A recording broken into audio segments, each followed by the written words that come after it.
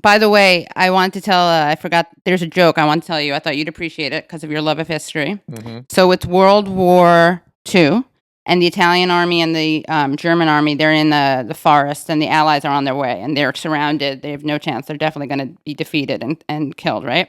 So the German general says to his, second in command? Okay. The German general says to his second in command, "Bring me mein red jacket."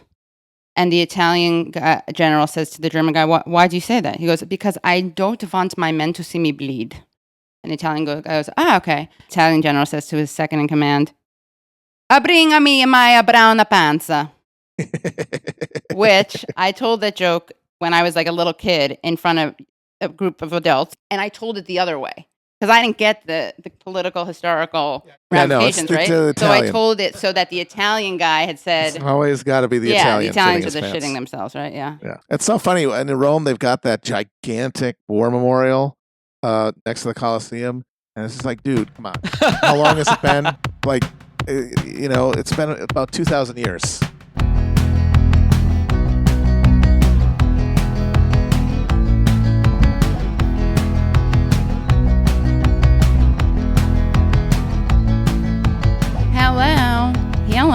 Hello, and welcome to Katie Halper Show. I'm your host, Katie Halper, joined by... What's going on, everybody? It's me, Gabe Pacheco. All right. How you doing, Mr. President? Feeling great. This week, we talked to Matt Christman, who you may have heard of. He's from the Chapo Trap House podcast. Talks about fascism in Italy and Germany. Germany, and why the horseshoe theory is BS, and... what's going to happen in 2020. He's a real history nerd. He's a Renaissance man, and he has a girthy knowledge. Girthy knowledge of history. Broad especially, knowledge. Yeah, he really does. We have a great bonus for you on Patreon, patreon.com/The Katie Halper Show. And you're definitely going to want to do that because this week, Matt Christman talks to us a little bit about his youth and what he was into. Civil War history. You can hear the Katie Halper Show on iTunes, where you got to rate and review us. You can find us on SoundCloud. You can find me at Katie Halps on Twitter. And you can find me on Twitter at Gabe_Pacheco. Welcome to the Katie Halper Show. So excited to be talking to Matt Christman, who is a member of the Chapo Trap House Collective, the podcast, and also the book. Yes, that's right. And you've written for Jacobin also. And you're kind of like, I think of you as a kind of a Zinnian. A very accessible historian. Yeah, I mean that's what I'm probably most knowledgeable about. So it's what I try to emphasize. Yeah, well, welcome. And we want to talk about this bonus episode you did about fascism that I thought was so good. And you should like do a series, like the history according to Matt Christman or something. But it went through kind of the history of fascism, and it pushed back on the horseshoe theory. I want to know what like inspired you to do that bonus episode. Well, the main thing that inspired me was just the fact that because fascism is in people's minds so much, and people are talking about it, and the idea of political street violence is reasserting itself as a sporadic but real part of American life. That it behooved me to try to offer some sort of clarity, because it does seem, like any concept in America, because we don't really have a sense of history or a knowledge base, that things just sort of these terms just sort of get thrown around without any real reference to where they came from or what they mean in any kind of context, let alone a historical one. So I just wanted to try to politically ground the idea and talk about the genesis of fascism in interwar Europe. I feel like the episode I did was I thought it did a good job, enough of talking about it from the perspective of sort of how it's an instrument of capital. Mm-hmm. But I feel like I kind of missed out on explaining the social base, which I did later. I did a Periscope that I hope to put on YouTube soon that went further into sort of who made up the actual social base, as opposed to what capital saw in fascism as sort of an instrument of their power. Oh, maybe you can do a little bit of that now if you want. Sure. I talked in the episode, the Chapo episode, about fascism sort of being capitalism's tool to sort of co-opt the the politics of the masses that had emerged due to socialism in the late 19th century, and create sort of a right-wing popular movement Right. that could then channel all those popular anxieties and angers, especially about economic stress, towards the right and away from the left. But what I talk about in the Periscope thing is about specifically who that was made up of, how the first sort of street fighters of fascism, both in Italy and in Germany, were World War I veterans who had essentially been sort of traumatized out of their ability to interact with the world and civilian life in any kind of healthy way anymore, and responded to that by seeking sort of violence as sort of a way of life. And those were the guys who made up, the black shirts and the brown shirts, and they were even in countries that didn't go fascist. They made up the guys who Churchill sent to Ireland in the Black and Tans to suppress the IRA, and then talked about how the electoral and political base of fascism was the urban middle classes, the sort of the petit bourgeois, the small shopkeepers and professionals whose lives they didn't have a sense of class consciousness. They didn't work in sort of the factory milieu that would have given them that sense of capital as an enemy, but were resentful of finance, and were also resentful sort of the working class culture that they were sort of alienated from, and for whom sort of refocusing anti-capitalism towards specifically Judaism and Jewish control of finance, as opposed to the capitalist class, was an easier sell than it was to the working classes, and of course the small farmers in the countryside. So that was sort of that was what I felt like I missed in the first one, and I wanted to clarify in the follow-up. Yeah. Well, you got it. We got it now. Yeah. And send it out to the masses.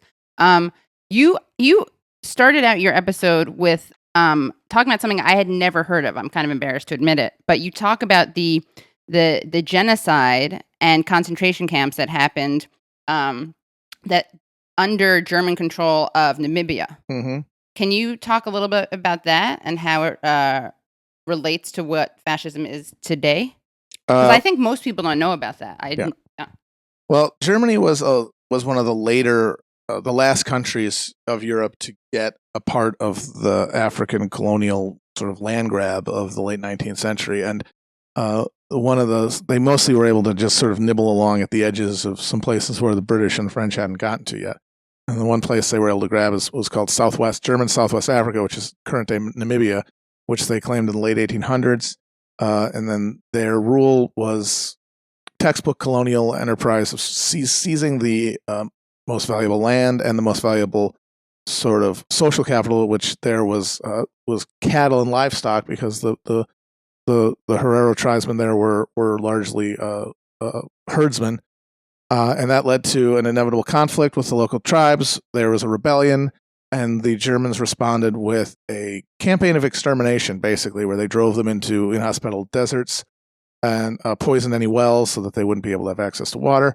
And then when the people who didn't starve sort of surrendered and came back to the settled areas, they actually also rounded them up into camps, and some of the camps actually did the sort of experimentation that would later be done at places like Auschwitz. And that's just part of a general point that fascism, in its mechanism, in terms of what it does at its extreme when it takes power, is it takes the mechanisms that country used to gain its colonial power, and then just turns them on its own citizens in an effort to sort of suppress the left broadly. And that is that's basically the MO of it. Mm-hmm. And talking about what it means today, it does mean that any kind of resurgence, any dangerous resurgence of fascism in the United States is going to have sort of the imprimatur of our military, specifically the army that's been carrying out, now at this point almost 20 years of sort of brush fire colonial wars in the Middle East and in Afghanistan. Ooh, okay. I was just thinking about I was meditating on the idea of what these colonial forces being internalized as opposed to like spread out, what that looks like here. And I just thought about, honestly, I was thinking about charter schools. And I was like, okay, because a charter school that is telling that takes the kids away from their parents, or any ideology where you're like, well, we need to take the kids out of their own communities to help them excel. And working at schools in the Bronx, where I see kids being like, they practice tracking, where they have to make eye contact with the teacher, and they're like castigated if they don't, or they have to walk along straight lines. They have to stay there 6 days out of the week or whatever, and that just makes me think about like our own like the schools that we put Native Americans in. Not we, but what the United States would do that sort of. Yeah, the residential schools. Yeah, you're trying to scrub. You're trying to alienate kids from their parents and from their communities as the only option to succeed. Right. So I don't know. That was the thought I had. Charter schools. Yeah. Today's fascism. What are the applications that this has? I mean, I know there are a lot, but what is the danger in throwing around the term fascism? Because you say like if we want to talk about fascism in a meaningful way or take it seriously, we have to kind of be precise in its use. And there are a lot of people who probably have politics that we agree with who throw the word around or talk about neo-fascism. I think the danger is just because it comes because fascism sort of arises in a specific context, and I feel like if you use it sort of exactly, it can make you misdiagnose the moment you're in. Right. Because it will make you think, okay, the fascism is here.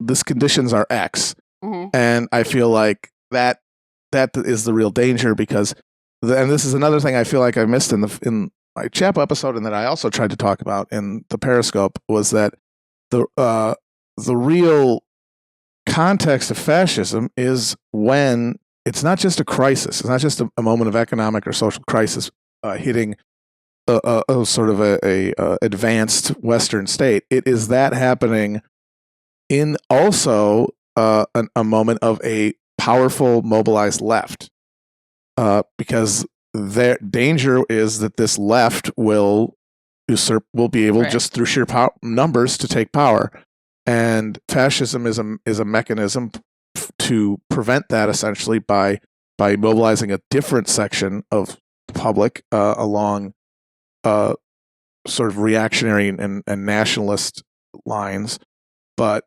able to do battle like in the streets to the degree that that's a real thing to sort of assert power in physical space and also at the ballot box.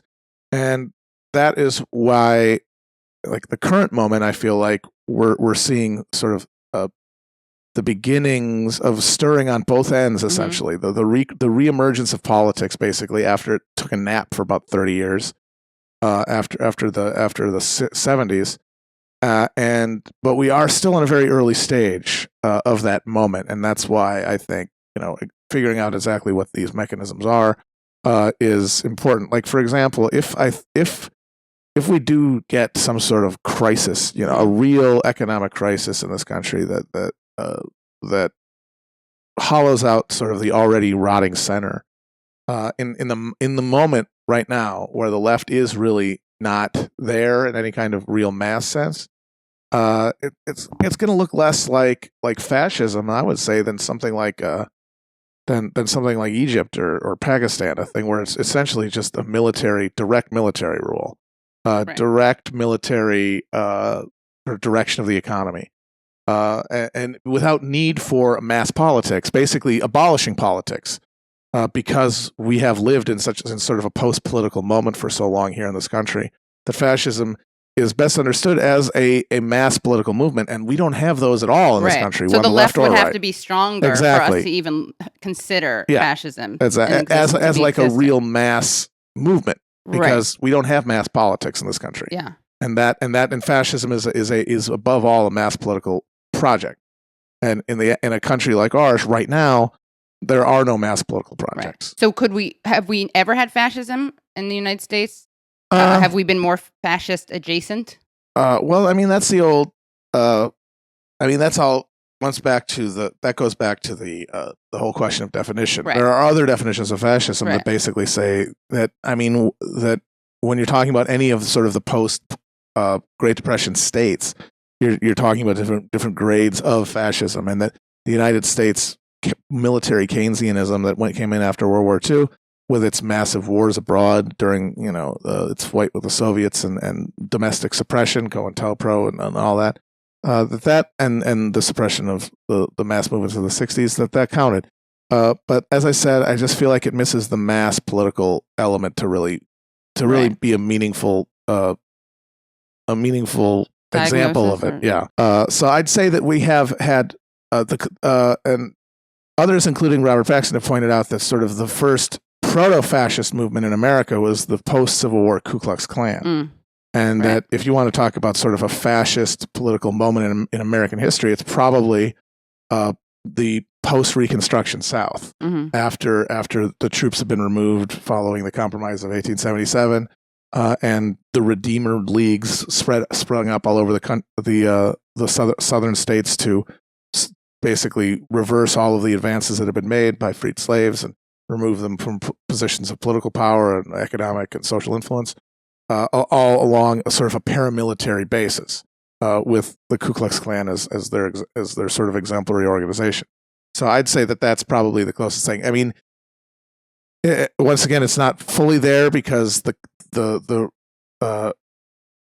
mass political context that only really makes sense in the terms of sort of the post-Marxist, specifically post-Soviet revolution, array of forces didn't exist, but the elements, the ingredients are there, are in a richer degree than I'd say any other time. Right. And you mentioned Paxton, right, and Stanley Payne. One of the reasons it's hard to define fascism is because it's kind of inherently anti-intellectual, and there's no fascist manifesto. I mean, it's like romantic, and it's violent, and it literally means like a group of sticks, yes, in Italian. Yeah. And it was just like a heralding back to the Roman Empire. Yes. And it makes sense because it's such a violent, thuggish thing that it makes sense that it doesn't have this very intellectually rigorous definition. I mean, yeah, and not only does it not really have an intellectual tradition, it doesn't really even have a coherent ideology, and that's on purpose. This is another thing I say on the show, is that it was a postmodern political movement before that was even conceived of, because it was a bunch of essentially cynics and true believers, but true believers in sort of pathological shit like anti-Semitism or whatever. And PTSD sufferers. Yeah, who wanted power and were looking for a way to get it. And so they basically looked at the landscape of post-war Europe, and they looked for where the daylight was, basically. They didn't have a place on the left, but they saw that on the right, the traditional conservative parties were losing support, losing legitimacy, and had no real popular base. But those people were not really of the left. They were not the people who maybe did not invest the establishment right with legitimacy. They weren't necessarily sort of captured by the left. They were up for grabs. And they identified, okay, like what do we need? Well, we need the mass. We need in an era where guys are marching down the streets with all their red flags and shouting. We need a mass face. You can't just be names on a ballot and signs. You have to be in the streets. Like that's the currency of politics at that time. Yeah. And so it has to be a mass organization. Well, what do people respond to? Well, they respond to nationalism. That's shown to be to the chagrin of all the Marxist theorizers. Nationalism showed itself to be incredibly resilient and a potent organizer. People love principle. Their flag. Oh, they really do. And so, but nationalism, sort of with the laissez-faire economic order, which had been largely discredited by World War I and all of the turmoil afterwards, that wasn't really a sell either. So nationalism fused with sort of a broad critique of capitalism as it was being, exercised then. And they made the argument, which is still the right-wing argument now, of sort of hardcore libertarians who want to promote free markets but don't want to defend the current order of, well, you're not. That's not capitalism. That's crony capitalism. Only in their mind, the cronies were all Jews. That's how they sort of. That's how they square that circle. And they said capitalism is fine. In fact, capitalism in a pure sense is struggle, which is which is one of the few things that is a bedrock fascist notion, which is struggle is sort of what makes humans human, and it is sort of the purifying fire that everyone has to go through, and that's on the battlefield, but it's also in business, and so conquering the heights of competitive commerce is a fascist undertaking if it's done by someone of the nation and not someone sort of using their power of the state behind closed doors. Choosing, yeah. I was honestly thinking about like the Hillary Clinton campaigns. We were going through like a list of all of the terms that potential slogans. Yeah, and they were like fair chance, chance to get ahead. Yeah, fair shot. Yeah, very and meritocracy based. And all of it was sort of like, well, this foot race, this competition, like we'll all get a chance to struggle equally. Right. Yes, exactly. Right. And it's like Russian roulette. Yeah. You'll get more slots, empty slots, I guess. And so it was just this grab bag of nationalism, scapegoating, and this sort of critique of capitalism. And that's, of course, where you get the facile Dinesh D'Souza, Jonah Goldberg thing of, well, they have socialism in the name, and they consider themselves socialists. Right. And there were members of the Nazi Party who sort of were disillusioned socialists who had seen sort of the failure of internationalism to overcome national sentiment during World War I and figured if you can't beat them, join them. Right. And this is the way to sort of destroy capitalism from within a nation-state context, like the Strasser brothers. But what's... And the movie with Joaquin Phoenix? Yes.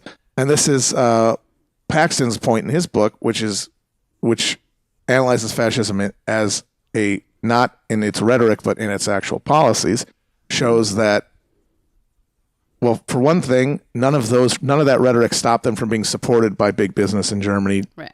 They were always bankrolled. And that is what I'm talking about when I say cynical, because that was the big thing holding back. The left broadly had numbers on their side, but they had complete and total opposition from the ruling class and the moneyed interests, which obviously, is going to be a huge hindrance. Fascism could see if we ally with big business, if we ally with conventional establishment support and essentially offer them sort of a popular face, then we can avoid attacks from the establishment while continuing to fight in the street and make the appeals, the broad populist appeals that might peel people away from socialism.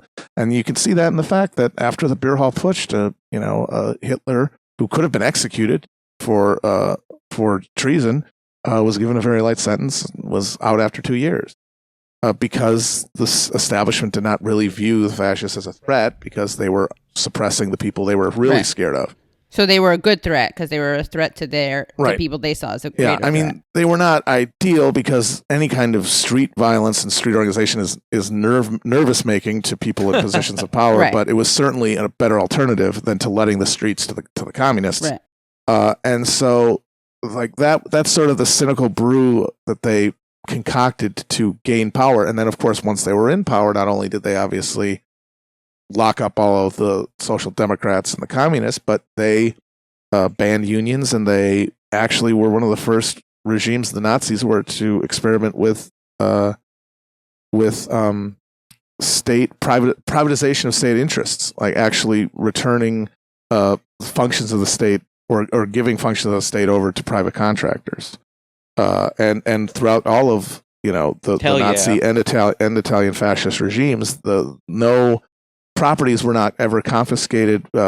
Some industries were nationalized during the war effort, of course, but that's sort of par for the course when you're talking about total mobilization. But even in those cases, it was always compensated, and executives and stuff were all like, they maintained the matrix of profit, and they all got access to the profits that the capitalist enterprises made. So how does this apply to today? The big cliched but important question of history. What are the takeaways? I mean, like, if the diagnosis is so important, which I think it is, that is because, like, to continue the metaphor, we need the correct treatment, right? The correct antibiotics or whatever. So what is the course of treatment? What is to be done? And what do we call it if it's not fascism? Which, like, late capitalism? I don't know. What do we call this era? I mean, I think we're dealing with a prolonged. We're dealing with a prolonged economic crisis that shows no real signs of stopping and every sign of heading towards another collapse. But it's just a very odd time. It is genuinely sort of sui generis because you had this massive collapse in 2008, and we've been in the backwash of it ever since. And politics is consuming people more and more. I mean, like people are really thinking in political terms almost exclusively. But because of the nature of this social order that we've created through a million things, but mass media being a big part of it, and suburbanization being another huge part, and the destruction of labor unions and the destruction of really public space in general, it's all happening in a context where none of it is translating into a mass politics of any kind, where people vote, although still not that many. I mean, these last two elections, we're talking something like 45 to 55% voter turnout. Right, and that's after massive pushes. Right, exactly. So not that many people vote, and the people who do fixate on politics largely confine their activities around it towards personal expression, right. Online or mostly online. And so it's this weird ersatz war that's largely being fought on the internet. And there are, of course, it is spilling over into public, of course, things like, the Charlottesville and Making it Jewish. Oh, yeah. The Jews. Yeah, and Antifa and, street fights. But there is sort of a weird cosplay sort of ersatz quality to it because you aren't talking about the sort of mass mobilizations that you would expect with this degree of passion. You're still talking about relatively small groups of people in any absolute sense. And so that's why it's hard really for me to draw a lot of real inferences, just because this era feels so oddly isolated, sort of in historical terms, because the pervading social modes and pervading economic conditions are really unique in American history. But don't people say that, isn't that, the more things change, the more things stay the same? Like, I think people often think that in the moment, right? That we're in an unprecedented era.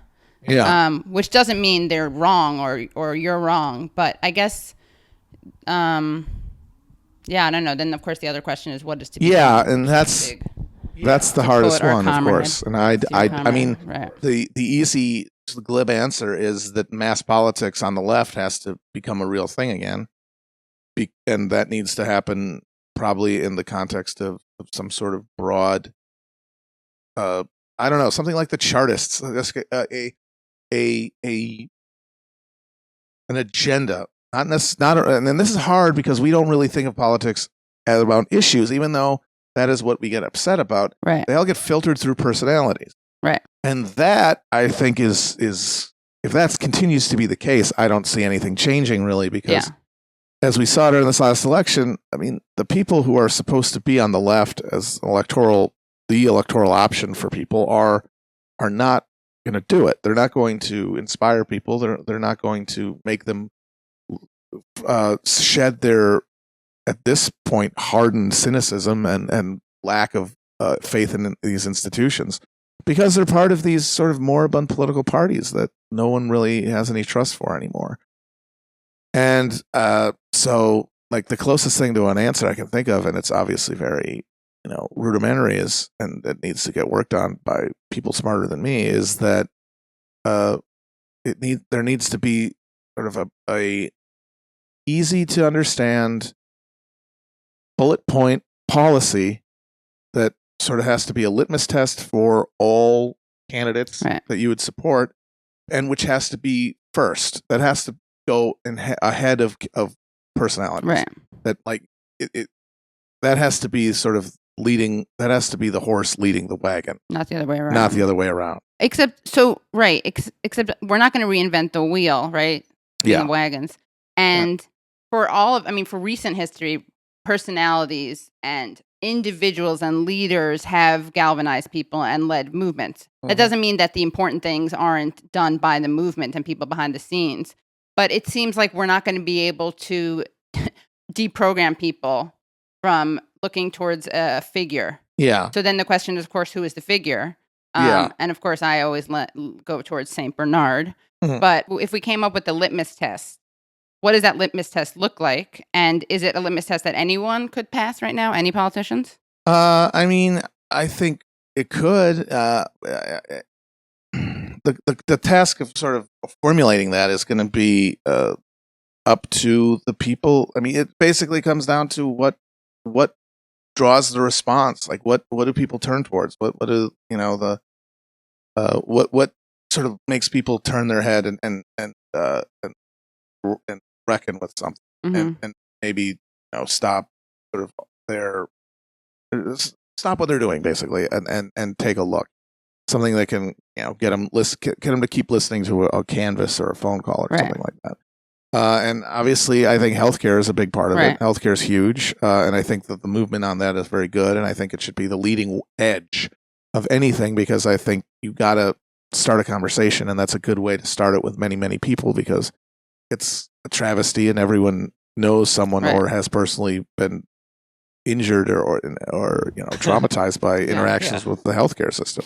Although there's a very good propaganda machine that claims that people come from Canada and Europe, and there are all these lines. Yeah. And, that I'm always amazed by how strong that is. So that's another thing that we have to... Yeah, well, that's the thing, is the pushback's going to be huge. There's and it has only really just begun, because, you don't really you barely have model legislation, and you don't have control of it. I mean, until recently, you haven't even had control of a legislature to maybe even symbolically pass something and have it put out there.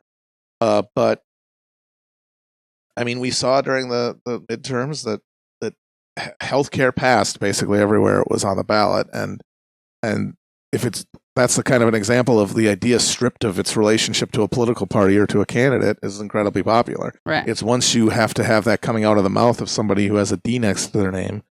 What about an I? I mean, that's better, certainly.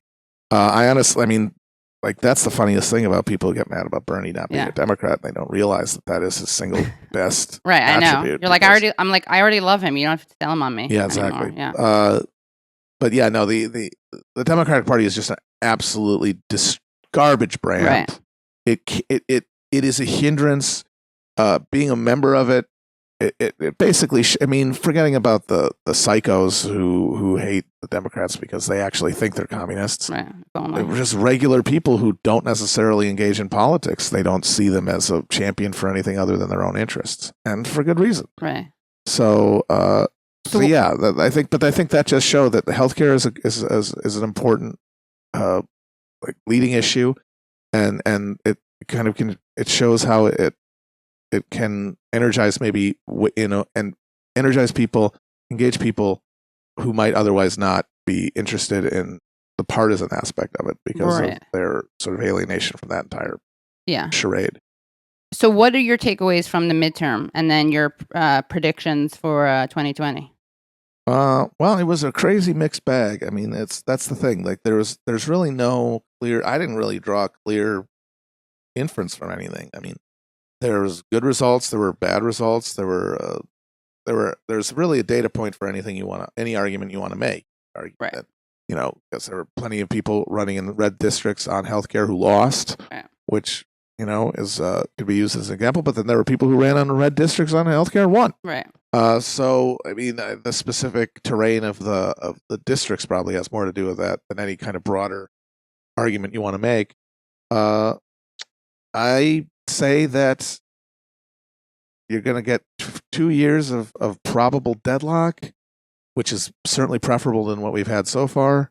Right. And then in 2020, oh man, I don't know. I certainly hope. I do think Bernie is really the only choice for the Democrats. I feel like just keep him alive. I want to see images of Bernie doing planks. Yeah, they need to have him in. They need to just keep him in that chamber from Starship Troopers for the next 2 years, and then wheel him around in it for the campaign. He's so fit. Oh come on. He's fitter than I am. There's no question about it. P90X Bernie. Yeah. So yeah, I mean, I would like to see him, and the crowded field I think works to his advantage. Right. But it's all a question of how quickly it's whittled down, and if there's like an establishment stop Bernie Right. consensus candidate early enough in the process that Right. they might be able to If stop there's him. another viable candidate to lose to Trump. Yeah, well, yeah, Who well, the that's Dems the can thing, put and up that's the to lose thing. to If the Trump. economy, I mean, we've seen this before. This was a big swing in the House, but it's not that off of par for what you see in a midterm. And it was probably a lot more bleeding was probably staunched by the continue overheated, economy, which is going to pop. Right. And it really just comes down to whether or not it happens before 2020. If there's some sort of slump or recession before 2020, I think anybody could probably Trump. But if the economy just keeps going, then I think he might actually win, and then he gets to preside over Hoovervilles for the next 4 years after that. And we can have another. We can redo the Hoover term all over again with Trumpvilles and the bonus army. It'll be great. What do you think of what happened in Brazil? Well, I talked about this on our show as sort of to show how Brazil is an example of actual the closest thing we have now to a fascist takeover, using the electoral system, a mass street-based violent movement that has the tacit and in many cases explicit endorsement of the traditional elite who basically wanted to end the left, right? Who were sick of the Workers' Party, used administrative coup to remove Rousseff, used the courts to prevent Lula from running, who would have won. Yeah, Lula would have won. But were unable to win themselves. I mean, Temer, the establishment replacement for Rousseff, had like a 2% approval rating. There was no real popular support for any of the remaining right-wing parties, so a new force had to come in to fill that void, and that was Bolsonaro. And then he used those tactics to win, and that is the contrast to the United States, where you did have a legitimate alliance between a mass fascist, violent street movement and the traditional elites who won at the ballot box, thanks in large part to the helpful machinations of the bureaucracy. And that really is the contrast with the U.S., because we don't have something like that happening here yet. But that is sort of the future we can look forward to in a era of more mass politics and more social and economic crisis. And shout out, of course, to the Wall Street Journal for endorsing Bolsonaro. Of course, amazing. Yeah, the safest choice. He's not PC, but he'll get things done. Yeah, that actually surprised me. I mean, it was kind of a reminder of how much more overtly, because the Wall Street Journal will never endorse Trump, right?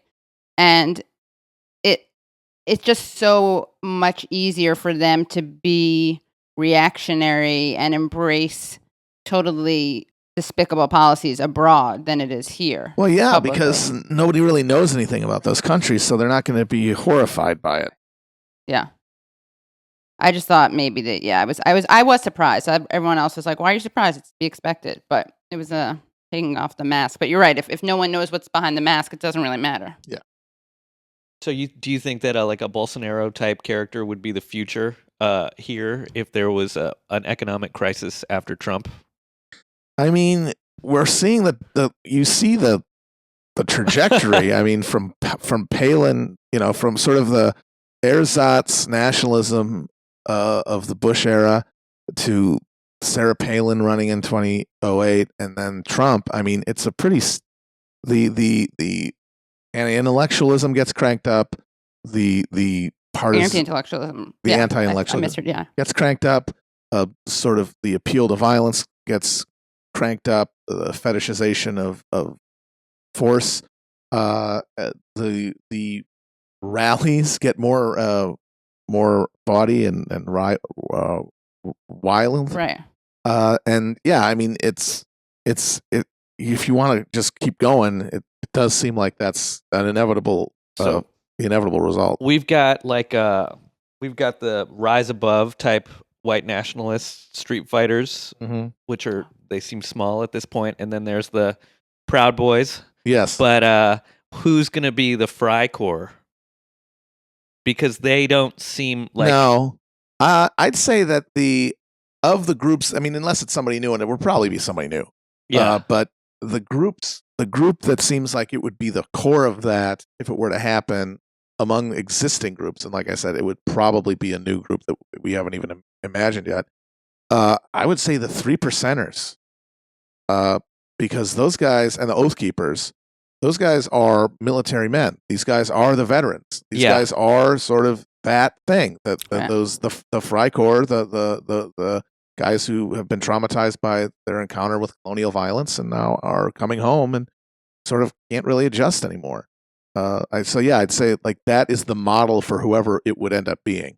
So on the other end, anyone who's a progressive, pouring resources and money into veteran VA hospitals and veteran care and reintegration into society, that would be positive to staunch any more fascist tendencies. Oh, absolutely. I mean, that's like the real one of the dark ironies of contemporary conservatism is their fetishization of the troops as an abstract, and then their absolute willingness to sort of leave them to the wolves when they get home. And Right. then, I mean, Chickens come home to roost. the guy who did the shooting in California was a 5-year veteran of the Marines, diagnosed with PTSD. Right. And that's like the colonial chickens honestly coming home to roost in a way that is a hallmark of fashion. But how much do people think that's, I mean, it's probably not conscious, but I wonder if the people who fetishize the military, whether they care about these occasional, examples of gun violence, massacres, what have you. Do they just think that's like a worthy cost of the military projects? Oh yeah, right. They don't really. I mean, it's like the chickens coming home to roost, but they don't even see it that way.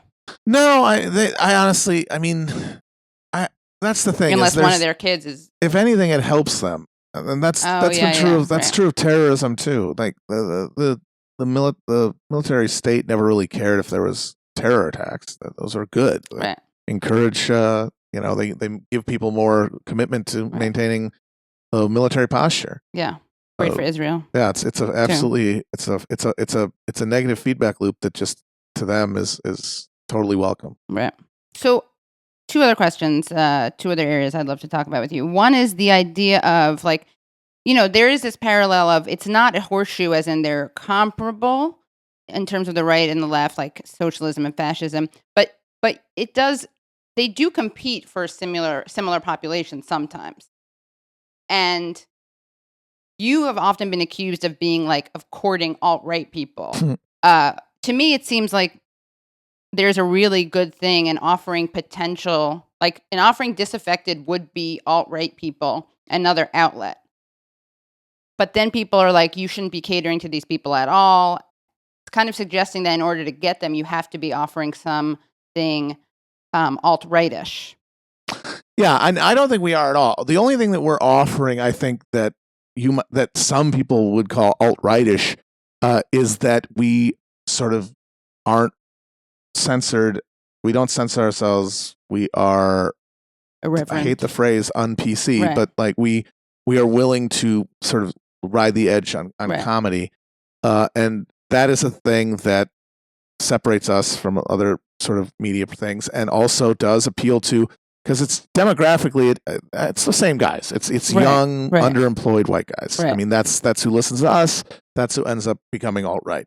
And there is an element to which, especially the degree to which they're online, which is extremely, that they feel alienated by a culture that talks about scolding them for being white and not telling them they can't say things and stuff like that. And so, since there's so little material basis to American politics, and all that they recognize is sort of the rhetoric, they got one side of them saying, yeah, we're going to say whatever we want, hell yeah. And then another side saying, no, you can't say anything. And I'm like, well, all right, what are you offering me other than the chance to feel bad about myself? Yeah. And so... You don't want the toxic masculinity pill? Exactly. And so I think that we have never tried to cater to anybody. Right, I mean, we've never had a plan. Trust me. We just kind of talk about what we're thinking about. Yeah. And I think that what we've done is we've created a space where people can kind of have that jocularity, but then also at every point we hammer out the fact that what's alienating you and what's making your life sort of a barren desert of sort of either lack of purpose or precarity or both is capitalism. Not the Jews, not Muslims, not Mexicans, not the Muslims, not black people, not the people, gays, not the people with the least amount of power in the society, the people with the most. Yeah. No, I mean, I'm not. I actually find the argument so facile and so stupid that if you are peeling people away from a potentially from the alt-right, you're somehow doing something alt-right. Seems like a no-brainer. That I'm not saying this to blow smoke up your ass. I think this applies to any movement, any party, any candidate, any pop culture phenomenon that is providing people with something that they get from the alt-right without the alt-right part. Like, it's the Bernie Trump thing, right? Yeah. It's tapping into the same group of people, right, and saying, no, don't blame these people. You're fucked, and I feel that you're fucked, and I get it. Yeah. But go this way, not that way. Yeah. I think for a lot of people online on the left, like they feel like they sort of have a monopoly on virtue. Yeah. Right. And like the idea that somebody who, has aesthetic preferences that they don't like could also be on their side is offensive to them. Right. They don't like that. It's like, no, I have this perfectly curated personality and this perfectly curated Netflix queue, and I like all the right music, and it's like it's not fair for some fucking cargo short bro to be on my side. You can like Cannibal Corpse and Trotsky. Right. Yeah. I mean, it's kind of like it's not a bad problem to have, to feel like there are too many people like that's cramping your style. And people have God said forbid. This is that like the left, because of its lack of popular impact and success, has become just a subculture. It's a subculture. It's sort of an identity. Right. And if it's an identity, then you want to. It's like being a goth in high school. Right. You don't want posers. Right. Yeah. And that's not a way to ever. That's a recipe for irrelevance for eternity. Yeah. If that's the metric, you're never gonna do it because the politics is about getting more people. Right. You can you can like unions and not like folk rock. Yeah. Yeah. You don't have to think Nanette was great. Right. Yeah. Right. Although that probably is a litmus test for some people. Oh, definitely. Yeah. It's a one-woman show. Yeah. It's not stand-up. Yeah. What did you call it? Slam poetry? Spoken word? Close. I don't really get that. It just seems so illogical. That argument, also the argument that like class organizing can't work because people are racist. I'm sure you've encountered that. Oh God, yeah. That's. I mean, what I wish people who push that would really accept. I really wish they would accept. If you believe that to be the case, then you can never win. Right. Because you're not going to have enough people. Right. If every white person in America is racist, except for the ones who've gone through the proper, privilege checking detox program. Retreats, yeah. You bought the safety pin box. Yeah, or something. exactly, yeah. You're never going to win anything. Right. Because you don't have enough people. Right. So you're just complaining. You're just posting. Right. Yeah. And it's like, that's fine, but you need to accept that. You need to be like the Afro pessimist thing, right? Where you just say, there's no hope for any of this. Exactly, yeah. I'm just going to post.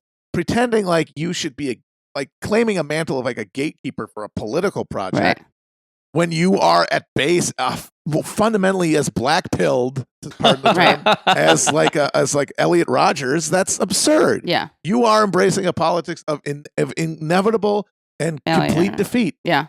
And it's purity politics. That's the irony, right? Oh, yeah. Like they always accuse us of purity politics. Like you're literally saying that what you are promoting is abandoning any viable victory, any potential victory. And that's more important than the lives of the people who you claim to care about. Absolutely. Right? Like that's what kills me. It's like if you care about racism, sexism, homophobia, I won't say classism because they don't pretend to. But if you care about these marginalized people and disenfranchised people, you think the best way to defeat, to empower them or protect them is by making sure that people like Trump stay in office? Yeah. Because that's the inevitable byproduct of all of this. And you can't, when you ask people, so that there's that argument, and that goes hand in hand with the argument that class policies throw marginalized people under the bus. And when you ask people what they're talking about, they don't ever have a response No. because they don't. Yeah. Like everything that's good for the white working class is good for everything that we're proposing or the left is proposing that's good for the white working class is good for the working class of all genders and colors. And disproportionately. And exactly. It's not just better. good for them, it's disproportionately. It's better. Exactly. It's disproportionately Right, better for exactly. all struggling So minorities these are the and big white racists women. and sexist. Yeah. Aren't they? At least true. in the result I mean, they are. Like they may have a cool view on things, but they're the ones who are literally, if we followed their political advice, we are like condemning people to what? To to continued rule by this psychotic right. And I think, to give them sort of to give them a little bit of credit, I honestly think that they don't even think in those terms. Like I'm talking about how like that's how deeply ingrained irrelevance is on the left. Right. That when you Yeah, say, it's true. well, what? Of course, they're not going. What about doing this? Right. What about like? They don't think anything's going to happen. So it's a moot that's not point. persuasive Right. to them because what? You think your thing's going to happen? Nothing is going to happen. Right. Although, why not? If nothing's going to happen, like why not actually try to work on things that help people disproportionately? I mean, part of it is you lose your gatekeeper status, which is a big thing. Like you have a position within sort of a hierarchy of people online who sort of defer to you on these issues. Right. And if you get a broader group and the issues that people are emphasizing aren't your specialty, your specific influence gets diluted, and like that is much more of a real threat than the promise of something happening that you probably don't even think is even possible. So much better to protect your specific gatekeeper position. Yeah, we had Leslie Lee on, and he made this point, about how this paper had come out saying that Trump voters were all animated by racism or racial animus. Yeah. And that was somehow new or something. And he said, he's like, we and you, all the people posting about this, have always been saying that white people are racist. Why is this a surprise? And Obama, and he says it's still no excuse for losing to Trump. Obama was able to win over some of these people. Yeah. And he goes, Hillary Clinton, as a racist herself, should have had an easier time winning them over. Get this, Hillary voters were racist too. Oh, right, exactly. That was the other point he made. Exactly. Plenty of racists voted for Hillary Clinton. What was it? The Pumas? Oh, yeah. Because I mean, you have guys who voted for Obama and then they voted for Trump, and they get mad at you if you say, well, they couldn't have been that racist because they voted for Obama. But a lot of those people also voted for Hillary, and they they've done polling on racial views of the people who voted, and there's a good solid chunk of Clinton voters, white Clinton voters, who had every horrible retrograde view and still voted for her. So that's not the idea that they've created this like clear indicator based on whether or not you voted for this profoundly uncharismatic, insanely corrupt wife of a rapist is not very persuasive. Right. Oh yeah, we should talk about Juanita Broaddrick. That's a whole other thing. That's actually another interesting thing, the Juanita Broaddrick thing. Just quickly, like, I think that's an example of the left. I see these things as kind of related. Like when we alienate people and crap on them, we're losing them. And Juanita Broaddrick, it's not like she's a very specific example. She was raped by Bill Clinton, but liberal feminists did not pay attention to her. Donald Trump swoops in, offers her a chance to tell her story. Like, I'm not saying I blame or don't blame the person. It's very logical to me, though. If you've been ignored or called a liar or called crazy for decades, then someone gives you a chance to tell your story. Yeah. You do it. And that to me is like almost a metaphor for what happens. Like if we don't fight for certain people, it creates a vacuum and then people go elsewhere. Yeah. But the thought is that, and this goes like, and it comes from every element of the way they talk about everything, is that your allegiance is owed without any sort of promise of support or offer of anything. Like you are supposed to support them because that's what makes you a good person. Right. Oh, and if you don't, then you're bad. Like that's why after every vote, every election, whenever they lose, they fixate on the people who voted for third parties because they want to yell at these people who probably never would have voted for a Democrat anyway. Like it's amazing. In Arizona, the Green Party candidate pulled out. Right, yeah, I saw that, yeah. She saw how close it was. Who's also a black woman, which is inconvenient for the narrative, by the way. Pulled out of the race, and it's still a number of people voted for her, and in a close contest, it might have been enough. But if you're voting for the Green Party candidate, after she's Right. pulled out Yeah, of the you're race, probably not that. you're not Yeah. gettable. Right. Right. And they exactly. don't they don't realize never that. do, yeah. They assume that these people are owed them, just as they're assumed all women are Right. owed them, all minorities Right. are owed them. The That firewall. nobody has to. They don't have to get anything compete. back. Right. You can shit on them all the time, Right. and they're still supposed to support you because it makes them good people. I also wonder how many people are potentially lost that way ahead of time, because people always prep shit on people, right? So even before the election, people start blaming third-party people. People start blaming the Greens. I wonder how much that actually alienates people who would be gettable. I mean, it's part of a broader just Right. imperiousness. Yes. And well, if they just as the party itself. I've heard other people say this. I said it on a show. It's like if Coke starts losing to Pepsi, they don't go, "Why aren't you drinking more Coke, you fucking assholes?" Yeah, They say, yeah. "Oh, what are we doing that they're not Right. drinking our beverage anymore?" That's so funny. And, the focus. and the thing is, the reason for that is because that's what you have control over, is what you are offering as a party. Right. You don't have control over Right. individual action. Right. You think you can yell at them, but that's just you getting like a libidinal thrill from Yeah, scolding exactly. somebody. Yeah. Right. You're not actually going to change Which their probably opinion makes by them yelling double at them. down. We know Yeah. for a fact that doesn't work. Right. It just makes you feel better. You have no control over the actions of Right. a handful of third-party voters. You have control over what you offer. Right. And maybe that gets them, maybe it doesn't. These people are probably not gettable, but maybe it gets somebody else. Yeah. Maybe it gets people who don't vote. And that's the reality, is this Right. giant chunk of totally disengaged Americans who have decided that politics doesn't mean anything to them, and seeing what the party that's supposed to be the party of working people fail to offer them any meaningful redress, and then blame the voters for their failures, is not going to make them change their mind. Yeah. Amen. This was great, though. No, this is a lot Yeah. of fun. Thank you for having me. Thank you. So where can people find you? What's next for you? What's now that you've written a book? Yes, You've, we got have the a Chapel Guide to podcast. Revolution. Yeah. We're still keep on keeping on, rocking and rolling, baby. Yeah. What's we're next? gonna A rock and roll tour? Well, Actual? we're doing the we just got back from touring, so Right. we're going to take a few months off. We're hoping to tour though next year. We have ambitious plans to tour the UK Ooh, nice. and the South, which we haven't Ooh. gotten to yet. And then also, Do a Gettysburg concert. I show. mean, Shiloh. Taping. I've never been to Shiloh. I'd like to check that out.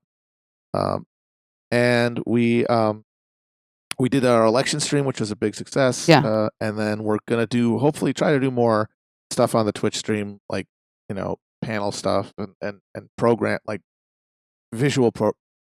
Right. Put stuff on more YouTube stuff. So just trying to get cross-platform shenanigans. Nice. So that's the near future. You got to help us out with Twitch. Yeah, we man. want to do it. It's, Yeah. I have no idea how to do Right. any of it. It's all our producer Chris. God bless him. And remember, just take a stroll down memory lane. I remember that first night, that fateful night, Yes, that's true. when we did live taping with you guys. Our first appearance on camera anywhere. Yeah. And the first time I met Felix. Wow. Yeah. Yeah. Oh wow! So you guys were extremely online. Yeah. friends Yeah, we were just before that. online friends. I'd never met him before that trip. I'm a matchmaker. Absolutely. What can I say? And I remember, I think you said, it was very cute. I don't remember if you said it online or to me or whatever. You're like, this is and I'm sure it's been surpassed. You're like, this is the best night of my life. You know what? I mean, we've had some great experiences ever since then, but like that first feeling of going into that room and having it full of people Yeah. after we were just like talking into the void Right. for like 4 months. That has yet to be surpassed, honestly. That was amazing. So thank you guys for giving us that. Oh my gosh. Yeah. Thank you. Thanks for coming. No, it was our pleasure. Well, thanks, guys. So happy we could give you that Katie Halper Show bump from obscurity to fame. Thank you so much. Thank you. Come back on. Thanks so much for listening to the Katie Halper Show. Don't forget to check out our bonus with Matt Christman. Matt Christman. Go to patreon.com/the Katie Halper Show. Yep, and find us on all the social media platforms. All the social media platforms. Facebook. We got the Katie Halper Show Facebook. You got to use the KT Help Show hashtag all over. So that's KTHALPSHOW. You could tag the streets with it. Why not? Gabe, where can people find you? People can find me every week at Pete's Candy Store on Wednesday nights at 10 p.m. doing stand-up with my co-host Samir Nassim. You can also find me on Twitter at Gabe_Pacheco, or check out a movie review podcast, Eat, Pray, Judge. And you can check me out on Twitter. That's KT Helps, letter K, letter T, HALPS. You can also find me on Instagram with the same name. You have a different name on Instagram, right? It's Gabe Pack One. Gabe Pack One. You can find the Katie Halper Show on iTunes, SoundCloud. Rate and review us. Rate and and review subscribe. and subscribe. Yeah. Tell your friends and family. Thanks, guys. Bye.